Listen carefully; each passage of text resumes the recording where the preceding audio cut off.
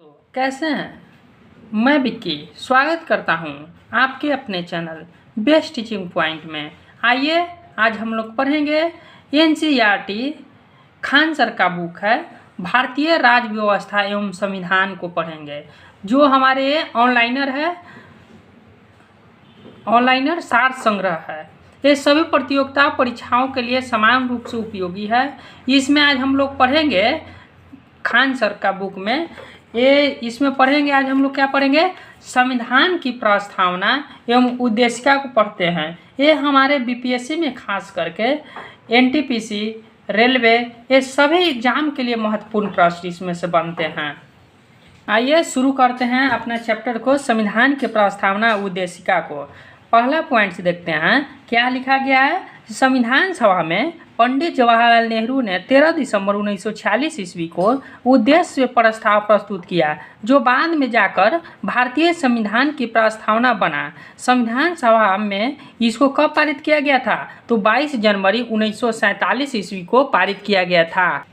अगला पॉइंट से देखते हैं भारतीय संविधान के किस भाग को संविधान की कुंजी तथा संविधान की आत्मा कहा गया है, तो इसको प्रस्तावना को कहा गया है। किसको कहा गया है, संविधान की कुंजी तथा संविधान की आत्मा प्रस्तावना को कहा गया है। आगे देखते हैं भारतीय संविधान के प्रस्तावना को किसने आत्मा के नाम से संबोधित किया था, ये डॉक्टर ठाकुर प्रसाद भार्गव ने किए थे। अगला देखते हैं भारतीय संविधान के किस भाग में इसके लागू होने की तिथि अर्थात 26 नवंबर 1949 ईस्वी को उल्लेखित किया गया था, तो प्रस्तावना को उल्लेखित किया गया था। प्रस्तावना में उल्लेखित किया गया था। आगे देखते हैं भारतीय संविधान के निर्माताओं के मन तथा आदर्शों की झलक कहाँ मिलती है, तो ये प्रस्तावना में मिलती है।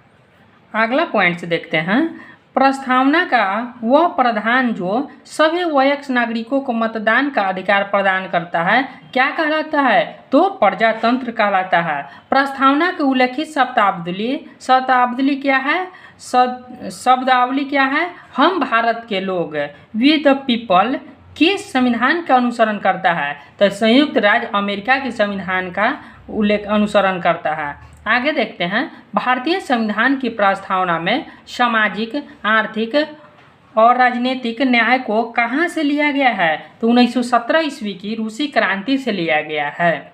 आगे देखते हैं भारतीय राष्ट्रीय कांग्रेस ने किस अधिवेशन में समाजवाद के अर्थ को स्पष्ट किया था, ते 1955 ईस्वी के आवारी अधिवेशन में इसका क्या किया था, अर्थ को स्पष्ट किया था, समाजवाद के अर्थ को स्पष्ट किया था। 1955 ईस्वी के आवारी अधिवेशन में किया गया था। अगला पॉइंट से देखते हैं भारतीय संविधान की प्रस्तावना का क्या उद्देश्य है, तो उद्देश्य स्वतंत्रता, समानता एवं बंधुता है। आगे देखते हैं संविधान में किस उपबंध की अस्पष्टता होने पर भारतीय न्यायालय किसका सहारा लेता है, तो ये प्रस्तावना का सहारा लेता है। आगे देखते हैं क्या प्रस्ताव को न्यायालय में वैधानिक परिस्थिति लीगल स्टेटस प्राप्त है, नहीं प्राप्त है। आगे पॉइंट देखते हैं सर्वोच्च न्यायालय ने किस मामले में यह निर्णय दिया कि संविधान की प्रस्तावना को न्यायालय में परिवर्तित नहीं किया जा सकता है, तो यहाँ यूनियन इंडियन बनाम मदन गोपाल वाद 1954 ईस्वी है। आगे देखते हैं किस मामले में सर्वोच्च न्यायालय ने यह कहा था कि जहाँ पर संविधान की भाषा संदिग्ध होती है वहाँ प्रस्तावना संविधान के विविध निर्वाचन में सहायक होती है, तो बेरुवारी यूनियन का मामला है। कौन सा, बेरुवारी यूनियन का मामला में। आगे देखते हैं किस मामले में सर्वोच्च न्यायालय ने यह अभिनिर्मित किया था कि प्रस्तावना को भारतीय संविधान का अंग नहीं माना जा सकता है, ये बेरुवारी यूनियन का मामला 1960 ईस्वी में। आगे देखते हैं सर्वोच्च न्यायालय ने किस मामले में समाजवाद की व्याख्या करते हुए कहा था कि भारतीय समाजवाद मार्क्सवाद और समाजवाद का मिश्रण है। ये कौन समाजवाद में व्याख्या करते हुए कहा था? तो नकारा बनाम भारत संघ में कहा गया था। नकारा बनाम भारत संघ में कहा गया था। किसने समाजवाद का अर्थ स्पष्ट करते हुए कहा था कि हमारा उद्देश्य ऐसी योजना का निर्माण करना है जो समाज में समाजवादी संरचना पर आधारित हो, न कि समाजवाद पद पर। ये कौन कहते हैं? तो जवाहरलाल नेहरू के द्वारा कहा गया था। जवाहरलाल नेहरू के द्वारा कहा गया था। किसके द्वारा कहा गया था? जवाहरलाल नेहरू के द्वारा कहा गया था। आगे देखते हैं, भारतीय संविधान की प्रस्तावना को केवल एक बार 42वें संविधान संशोधन अधिनियम 1976 द्वारा संशोधित किया गया। इस संशोधन द्वारा इसमें जोड़े गए शब्द कौन से थे? समाजवादी, पंथ निरपेक्ष और अखंडता था। समाजवादी, पंथ निरपेक्ष और अखंडता था।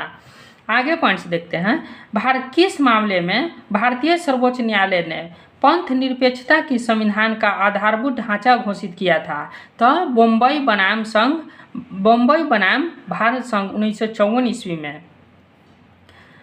अगला पॉइंट देखते हैं, संविधान की प्रस्तावना में अनुच्छेद 368 के तहत संशोधन किया जा सकता है या नहीं, यह प्रश्न सबसे पहले किस मामले में उठा था? तो केशवानंद भारती बनाम केरल राज्यवाद में उठा था। केरल राज्यवाद 1973 में उठा था। क्या उठा था? संविधान की प्रस्तावना में 368 अनुच्छेद है जो संविधान संशोधन किया जा सकता है या नहीं, यह प्रश्न सबसे पहले किस मामले में उठा था? तो केशवानंद भारती बनाम केरल राज्यवाद 1973 के द्वारा हुआ था। आगे देखते हैं, किसने संविधान को राजनीतिक व्यवस्था में शक्ति संबंधों का आत्मकथा कहा है? तो हरमन फाइनर ने कहा था। आगे देखते हैं, किस मामले में सर्वोच्च न्यायालय ने यह निर्धारित किया कि प्रस्तावना संविधान का अंग है? तो केशवानंद भारती बनाम केरल राज्यवाद 1973 में कहा गया था। नोट, प्रस्तावना न तो विधायक की शक्ति का स्रोत है और न ही उसकी शक्तियां पर प्रतिबंध लगाती है। इसकी व्यवस्थाओं को न्यायालय में चुनौती नहीं दी जा सकती है। आगे देखते हैं, प्रस्तावना को संविधान का अंग माना जाता है, किंतु अब प्रस्तावना में अनुच्छेद 368 के तहत संशोधन किया जा सकता है। इसका अभी निर्धारण किस मामले में किया गया था? तो केशवानंद भारती बनाम केरल राज्य 1973 ईस्वी में किया गया था। आगे देखते हैं, किस मामले में कहा गया है कि प्रस्तावना संविधान की विशेषताओं की निचोड़ है अथवा संविधान प्रस्तावना में निर्धारित संकल्पनाओं का परिवर्धित मूर्ति रूप है? ये सज्जन सिंह बनाम राजस्थान मामला में कहा गया था। सज्जन सिंह बनाम राजस्थान मामला में कहा गया था। आगे देखते हैं, प्रस्तावना के संबंध में विभिन्न विचार कौन क्या विचार दिए थे? पहला देखते हैं, प्रस्तावना में राजनीतिक, सामाजिक और आर्थिक लोकतंत्र को समानता और बंधुत्व के साथ जोड़कर स्थापित करने का जो प्रयत्न किया गया है वह मेरे स्वप्नों को भारत का वर्णन करता है। ये किसने कहा थे? तो महात्मा गांधी के द्वारा कहा गया था। आगे देखते हैं, भारत के संविधान की प्रस्तावना में इस पुस्तक के समस्त तर्क संक्षेप में सहमति है और वह इस पुस्तक की कुंजी के रूप में कार्य कर सकती है। ये किसने कहा था? एर्नेस्ट वार्कर ने अपनी पुस्तक सोशल एंड पॉलिटिक्स थ्योरी में कहा गया था।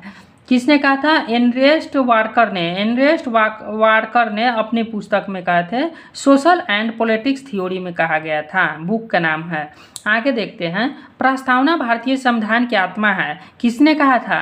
तो सुभाष कश्यप ने कहा था। प्रस्तावना भारतीय संविधान की आत्मा है, किसने कहा था? सुभाष कश्यप ने कहा था। आगे देखते हैं, हमारे संविधान की आत्मा प्रस्तावना में मनुष्य की सभ्यता का आधुनिक विकास कार्यक्रम का हृदय स्पंदन है। इसकी अंतरात्मा न्याय, समानता, अधिकार एवं बंधुत्व के भावों से अभिसिंचित है। ये किसने कहा था? तो डॉक्टर लक्ष्मीमल सिंधवी ने कहे थे। डॉक्टर लक्ष्मीमल सिंधवी के द्वारा कहा गया था। आगे देखते हैं, प्रस्तावना भारत के संविधान का अभिन्न अंग है। ये किसने कहा था? तो भारतीय जीवन बीमा निगम एवं अन्य बनाम कंज्यूमर एजुकेशन और रिसर्च एवं अन्य 1995 के द्वारा ये किया गया था। आगे देखते हैं, प्रस्तावना संविधान का हिस्सा नहीं है बल्कि इसे संविधान के प्रावधानों को लिए मार्गदर्शन सिद्धांत माना जाना चाहिए। कौन कौन बोले थे? तो supreme court Berubari union case 1960 के मामले में ये कहा गया था। आगे देखते हैं, प्रस्तावना संविधान का हिस्सा है जिसका अर्थ यह है कि इसे संविधान के अनुच्छेद 368 के तहत संशोधन किया जा सकता है। हालांकि ऐसे संशोधन से संविधान का मूलभूत ढांचा बदला नहीं जा सकता है। ये किस में बोले थे? क्या में? सुप्रीम कोर्ट केशवानंद भारती बनाम केरल राज्य 1973 के मामले में बोला गया था।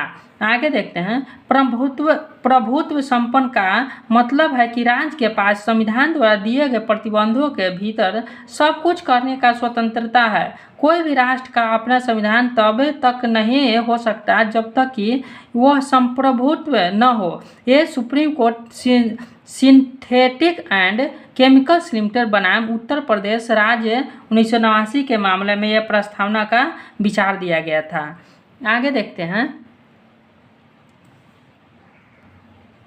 समाजवाद के तहत राष्ट्र संविधान में मौजूद मौलिक अधिकारों और राज्य के नीति निर्देशक तत्वों के आपसी समन्वय के द्वारा अपने लोगों को सामाजिक आर्थिक न्याय दिलाने का प्रयास करता है। यह विचार supreme court Minerva mills limited एवं अन्य बनाम भारत संघ एवं अन्य 1980 के मामले में यह विचार दिया गया था।